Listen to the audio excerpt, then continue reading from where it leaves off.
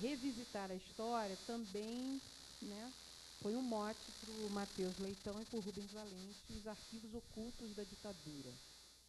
Como você chegar a isso e como transformar isso, como o Ismael falou, numa linguagem tão gostosa que as pessoas se envolvam e as pessoas queiram ler.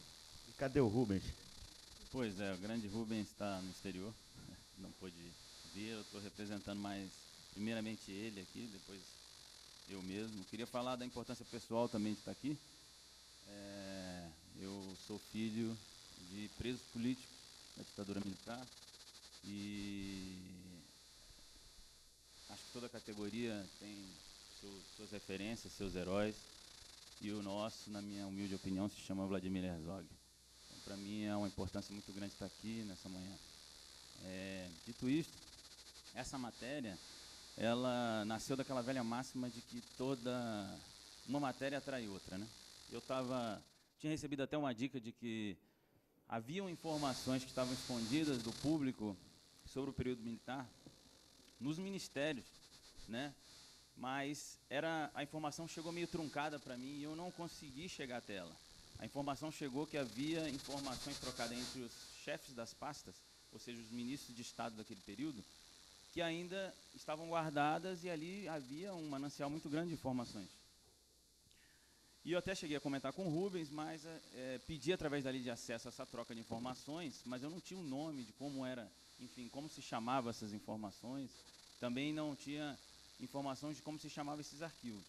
E aí o grande Rubens, ele estava, enfim, fazendo uma outra pesquisa tentando descobrir informações sobre os índios Guaimiri e na resposta a gente recebeu uma dica para justamente chegar até esses arquivos.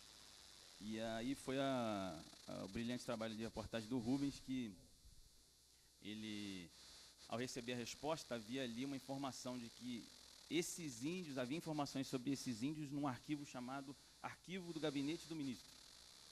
E aí, quando ele viu esse nome, Arquivo do Gabinete do Ministro, ele falou, aqui tem alguma coisa aí que está acima, tem mais informações, não são só sobre os índios. E aí a gente começou a discutir, relembrei essa informação a ele que eu tinha recebido, e aí a gente fez um pedido para todos os ministérios, a gente queria ter acesso ao arquivo dos gabinetes dos ministros. E esses arquivos, enfim, apareceram em 9 ministérios pelo menos, a gente descobriu que estavam lá em pelo menos 9 ministérios. A gente pediu para todos. E eles 9 ministérios admitiram que tinham esse arquivo chamado Arquivo do Gabinete do Ministro. E eram avisos, memorandos, né, enfim, exposição de motivos, e que eram trocadas entre os chefes das pastas. E nessas trocas haviam informações secretas, né? E esses arquivos estavam guardados em lugares, né, enfim, ruins, não são os lugares mais corretos para estarem guardados. Tinha alguns lugares que chamavam até de cofres, a gente entrava e ficava assustado porque via claramente que aqueles arquivos estavam sendo perdidos, né? Então, em meio à Comissão da Verdade, a lei, a Lei de Acesso à Informação, havia uns arquivos da ditadura ali, enfim, que a gente percebeu logo que a gente conseguiu ter acesso a alguns, que eram preciosidades e estavam sendo perdidos. A nossa ideia era pesquisar e fazer matéria sobre os documentos que estavam ali. Mas aí começou um outro problema, que foi o problema alguns ministérios não queriam nos dar acesso. Alguns ministérios militares, por exemplo, falavam que a gente podia ter acesso 1 hora por semana. Então 1 hora por semana se tornava inviável. E a gente não podia fazer cópia, e aí a gente ficava anotando, e foi um longo trabalho de 4 meses, em que a gente tentava lutar para ter acesso às informações. Alguns ministérios abriram, e a gente decidiu fazer a matéria, então, na verdade, sobre os arquivos. Então, e com as informações que a gente tinha, já fez uma sequência de matéria sobre alguns documentos, né? A gente contou primeiro a existência desses arquivos, o que gerou uma resposta do governo, que antes não tinha nos deixado ter acesso, muitas vezes, aos documentos. O arquivo da Casa Civil, por exemplo, que tinha ali informações do Goberi, não deixava a gente ter acesso porque falava que ali poderiam haver informações pessoais, botaram. Então, quando a gente deu a matéria, o governo decidiu enviar esses arquivos para onde eles devem estar, que é no Arquivo Nacional. Porque lá há um formato correto de se guardar esses documentos. Lá também há a forma correta de se ler esses documentos com os cuidados, com as luvas, com todas aquelas coisas que todos nós aqui, né, conhecemos.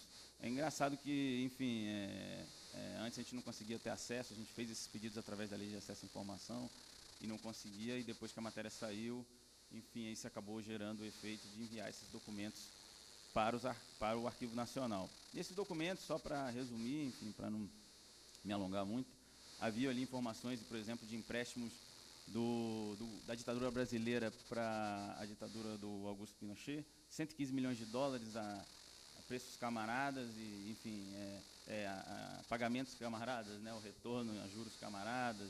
Havia também informações da proximidade do Ayatollah, enfim, com a ditadura brasileira tentando pegar armas aqui em troca de petróleo. Depois essa negociação não foi para frente.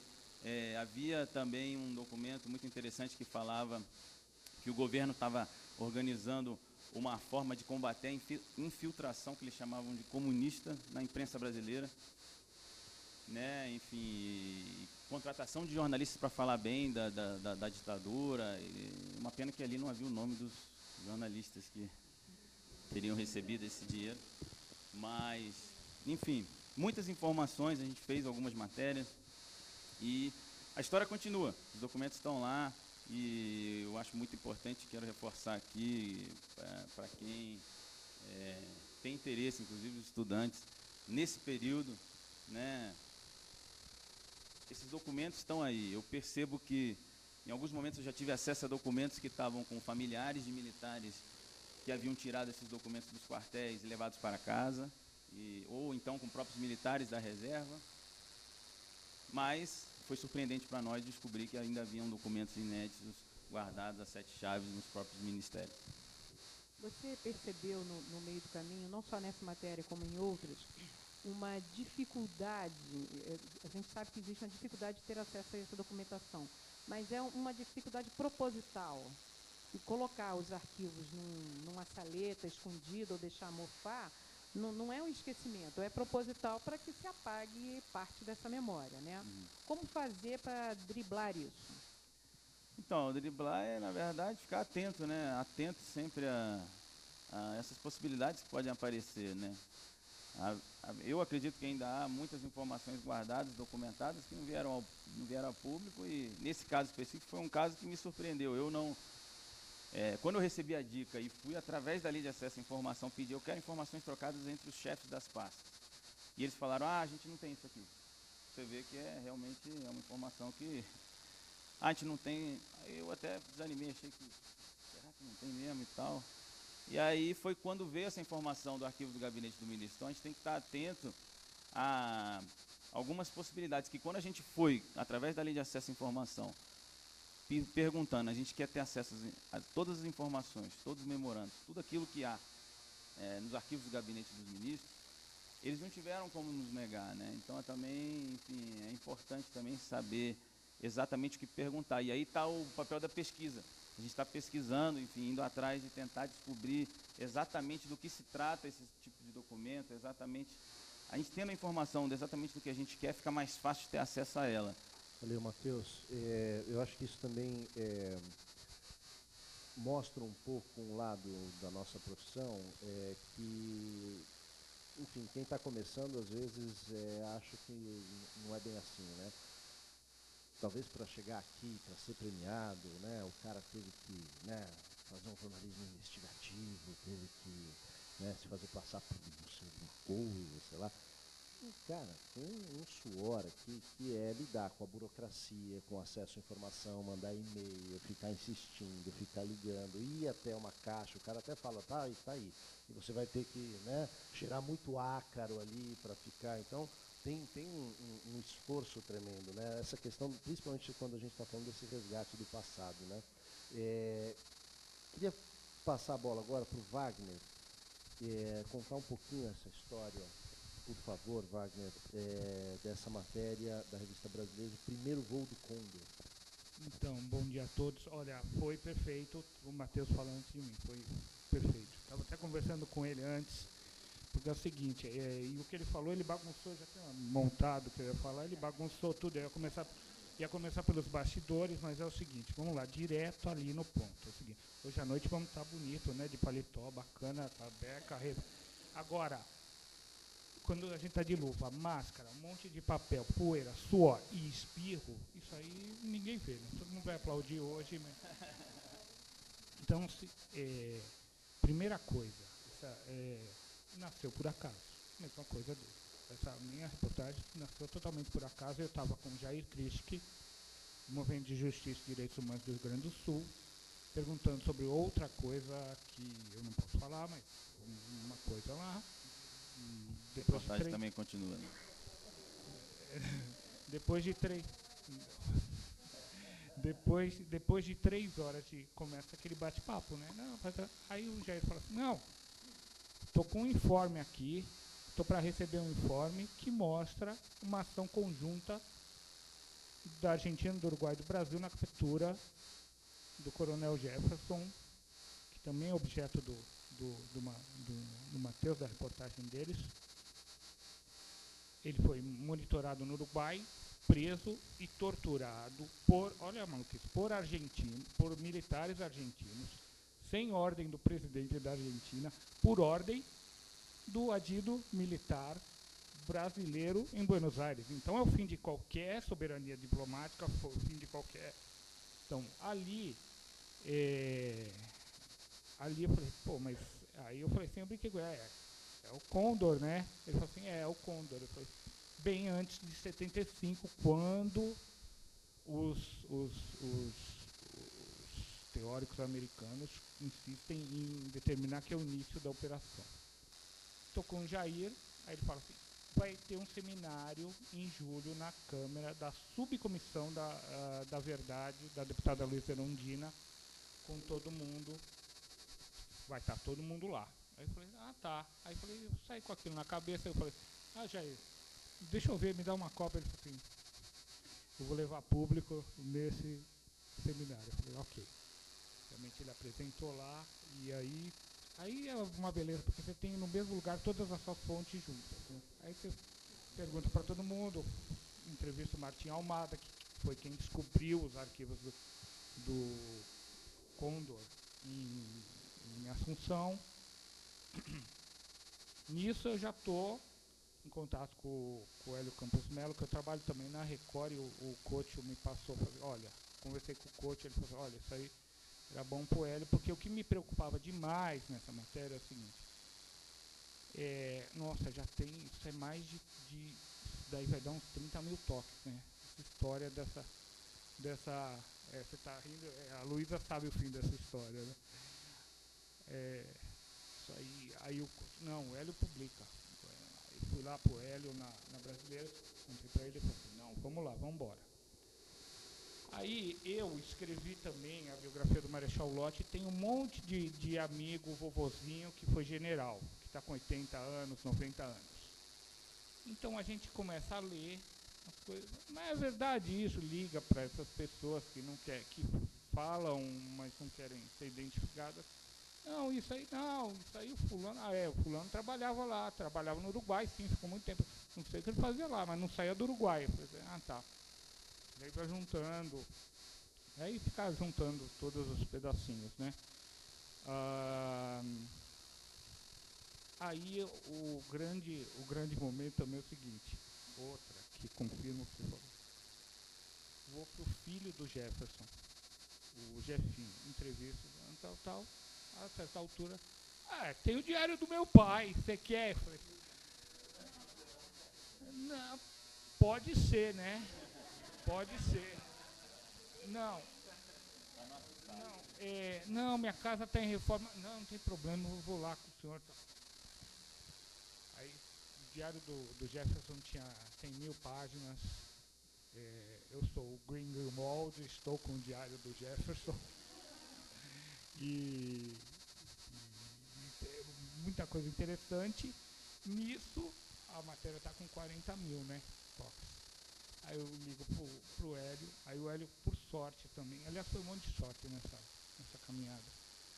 O Hélio não entrega para o editor, entrega para a Luísa fazer a edição. A Luísa me aponta umas correções, me aponta umas inversões de parágrafo, algumas melhorias, e não corta nada.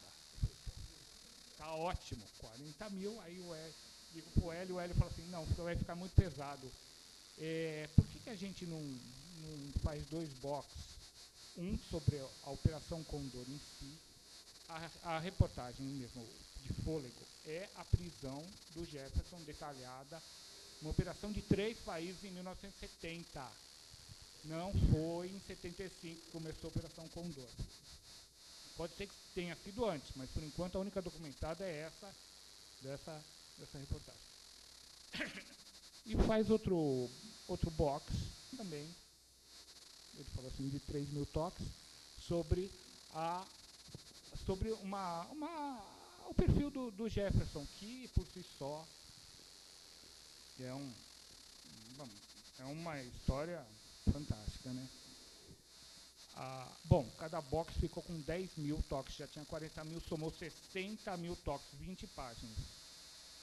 Aí o Jefferson, o Hélio vira para mim e fala assim, bom, é especial de 5 anos mesmo. Que CF. Vamos publicar. Eu acho que você está errado, né? Até agora eu não estou escutando sorte nenhuma. O que eu estou vendo é persistência, cultivo de fontes, um trabalho incansável de apuração, um rigor absurdo na leitura de documentos, um trabalho exaustivo para você fazer texto. Isso não é sorte, não, isso é trabalho de repórter. Não, é que a gente procura, a gente atira num lado e acerta no outro, né? Eu acho que além de você ser persistente, você ter um trabalho rigoroso nessa leitura de documentos, que todos nós sabemos não é uma leitura fácil, né? Você tem que ler nas entrelinhas, você tem que observar. Parece os 100 anos de solidão, né? Vem nomes e mais nomes, e você vai ter que ir anotando para você depois não confundir. Além disso, você teve, digamos, um feliz encontro e um trabalho de equipe, que todos os relatos que eu estou vendo até agora tem um trabalho de equipe fantástico. Não existe, não cai do céu. A gente constrói a cada dia e você vai ouvindo um e outro. Muito bem. Fausto, conta pra gente um pouquinho Em Busca da Verdade, na revista da Câmara Municipal de São Paulo. Essa reportagem estreou junto com a revista. A gente estava produzindo uma revista de conteúdo jornalístico na Câmara Municipal, ainda vendo como que ia ser uma revista dentro da Câmara, que temas que ia cobrir, com que liberdade que ia cobrir, de que maneira que ia cobrir os acontecimentos. A gente achou que um dos temas mais importantes que estava acontecendo era a Comissão Municipal da Verdade, que estava investigando a questão da ditadura no âmbito do município de São Paulo. E durante um ano eu acompanhei o trabalho da comissão, e a matéria é o relato desse trabalho. Das pessoas foram ouvidas, os documentos foram levantados. Ouvindo aqui os relatos, eu penso assim que essa matéria ela não levantou informações inéditas, assim, não tem algo que nenhum historiador tenha comentado, algo que nunca ninguém tenha falado. Pensando no que ela pode ter de mais interessante, talvez o foco que eu quis dar nessa matéria foi de levantar a questão da ditadura no presente, perguntar quais são os resquícios da ditadura que se mantém até os dias atuais, e tentando entender a violência que você vê, por exemplo, na história que a Janaína contou, que parece inexplicável quando a gente passa por isso. Eu já fui preso também em cobertura policial, já fui algemado, jogado em viatura. Quando isso acontece, é uma lógica que pra gente parece não existir. Por que fazem isso com a gente? Por que a gente é preso? Por que a gente é jogado quando a gente ouve relatos das pessoas que moram na periferia contando da violência policial, também parece algo no começo parece mentira, né? Eu não sou da periferia, eu sempre morei no centro. Antes de vir para São Paulo, eu morava no interior.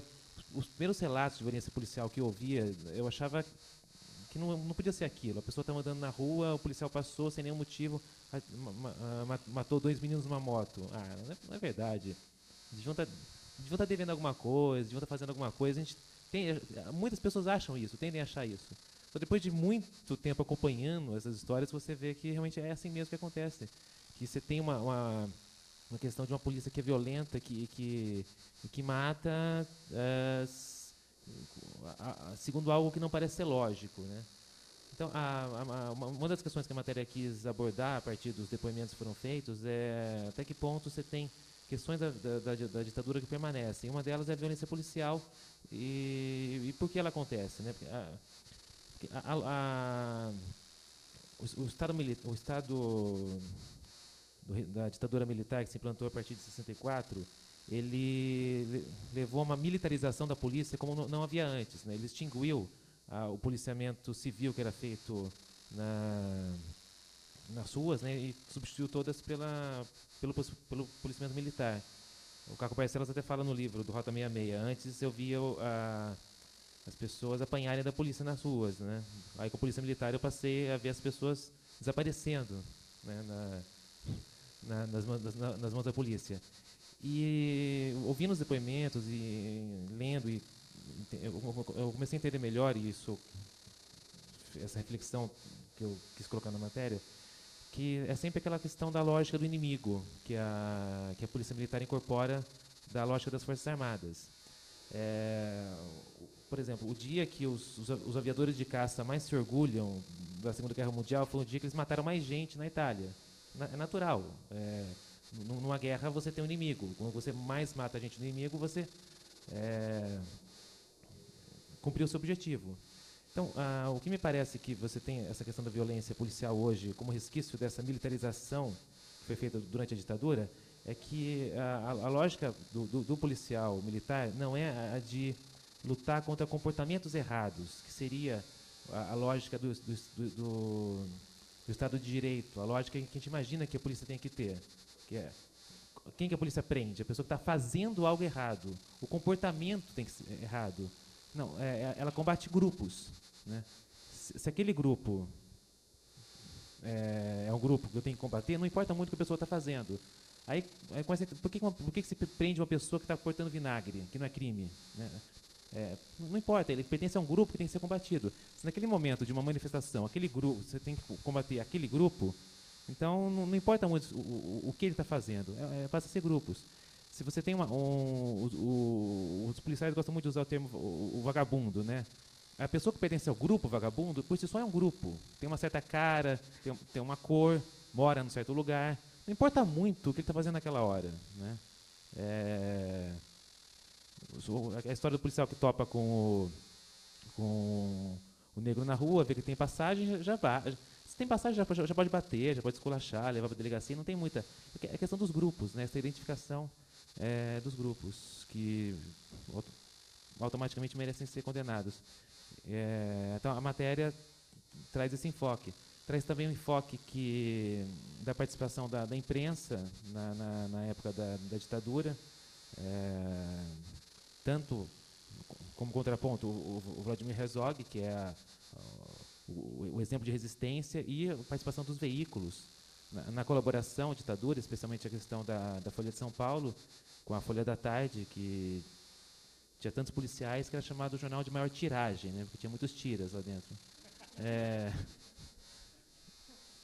Essa foi uma parte bem delicada da matéria. A parte engraçado que os trechos que criticavam a polícia não despertaram problema. A parte que o pessoal da equipe de jornalismo mais teve medo de colocar foi a hora que surgiam essas críticas à imprensa. Aí o argumento que eu usei para manter todas essas informações na matéria é de que não tinha nada que a matéria mencionava que não estava também no livro da Ana Estela, que é o Folha Explica a Folha. Agora, por que esse medo? É uma revista da Câmara Municipal, né?